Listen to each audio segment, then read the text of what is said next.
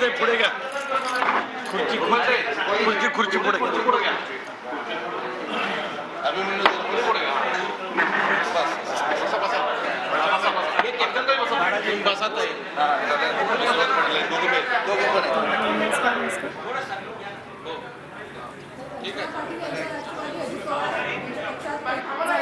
रुपाली चाकणकर आणि तटकरे देखील उपस्थित आहे. या दोघांच्या उपस्थितीत अर्चना पाटील यांचा पक्षप्रवेश झाला आहे. तर धाराशिव या ठिकाणी त्या संभाव्य उमेदवार असण्याची शक्यता वर्तवण्यात येते आहे. थेट दृश्य आपण पाहत आहोत. अर्चना पाटील यांनी राष्ट्रवादी काँग्रेसमध्ये प्रवेश केलेला आहे. अर्चना पाटलांचा अजित पवार गटात पक्षप्रवेश झालेला आहे. तटकरे आणि रुपाली चाकणकर यांची या ठिकाणी उपस्थिती आहे आणि धाराशिवमधून त्यांना उमेदवारी मिळण्याची दाट शक्यता ही वर्तवण्यात येते आहे. अर्चना पाटील या राणा जगजितसिंह पाटलांच्या पत्नी आहे.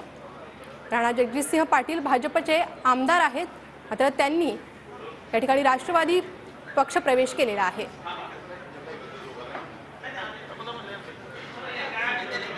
अर्चना पाटील यांनी राष्ट्रवादीत पक्षप्रवेश केलेला आहे, त्यामुळे त्यांना आता धाराशिव या ठिकाणी उमेदवारी मिळण्याची दाट शक्यता वर्तवण्यात येते. अर्चना पाटील यांनी रुपाली चाकणकर आणि सुनील तटकरे यांच्या उपस्थितीत हा पक्ष प्रवेश केलेला आहे.